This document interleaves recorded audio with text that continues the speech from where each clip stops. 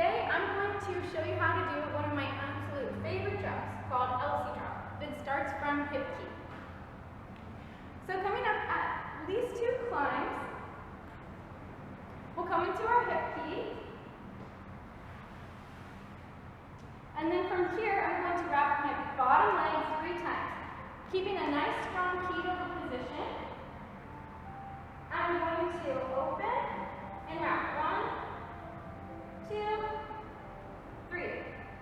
I like to keep my leg bent here to make sure my wraps stay on. And I've already split my fabrics, so if you haven't, you'll split your fabrics now. Bottom hand is going to roll through this hole. So I'm going to sit up, but really holding tight in this hand, keeping this leg bent. Sit up, dive through. Now from here, I'm just going to roll my free leg, the one without the wraps, open. So I'm going to straddle back.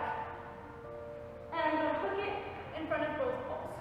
You can come here and pull your foot for an extra pose for your drop.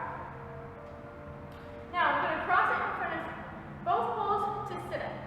I want to make sure that my wrap is up on my back here. So sitting up, 1, 2, rolling all the way to my salto position.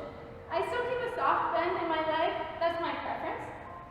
So, being prepared to drop the drop, you can come arms out to a T and you'll stop on your poles, or you can dive through and just catch with one hand, which is what I'm going to demonstrate.